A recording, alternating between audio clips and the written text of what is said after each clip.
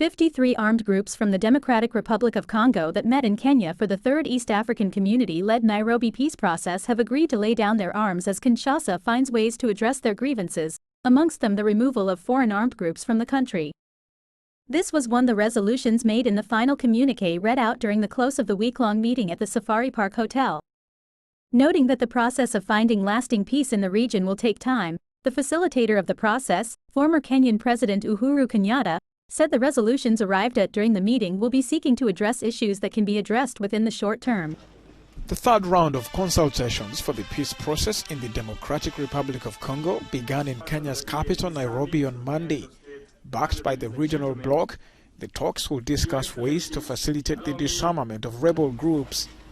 The leaders of Kenya, Burundi, Rwanda and Congo also attended. We have convened this Nairobi 3 to achieve the following objectives: to identify firstly the political process and institutional reforms necessary to create an environment conducive for the disarmament of armed groups at regional, national and provincial level. Secondly, to consolidate support and active participation of communities in the disarmament, demobilization, reintegration and community stabilization program, and address the political and institutional requirements for reintegration of armed groups into the communities. Dozens of armed groups roam eastern Congo. Kinshasa has accused neighbors Rwanda of supporting one of them, the M23. The recent resurgence of one armed group among many others has received a lot of attention globally,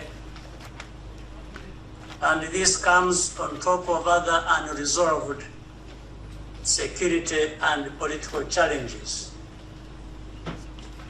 We therefore welcome the region's swift response and the robust mechanisms being established to save lives in eastern DRC and address the dangerous escalations that threaten neighboring countries, including Rwanda. The leaders who attended a summit in Angola last week called for a ceasefire, followed by a withdrawal from the major towns currently held by the M23. Kenyan soldiers landed in the city of Goma in eastern DRC Saturday. They were greeted by local dignitaries and Congolese forces in the region. Their arrival comes as the M23 rebel group has ramped up attacks across the Democratic Republic of Congo's North Kivu province, capturing swathes of territory and inflaming tensions in the Great Lakes region. The instructions of the heads of state, but also the concepts, are very clear. The friends of Kenya are here on a purely offensive mission. The deployment of Kenyan soldiers comes after Kenya's parliament approved the dispatch of just over 900 troops to the DRC. The creation of a joint military force was suggested by leaders of the East African community back in June. We have a mandate to fulfill, and it has 4 parts. The first is to work with our colleagues of the Democratic Republic of Congo's armed forces to eradicate the negative forces, and to work with the humanitarian community to assist the internally displaced. The UN's humanitarian agency estimates that recent fighting in North Kivu has displaced over 180,000 people. The regional force will be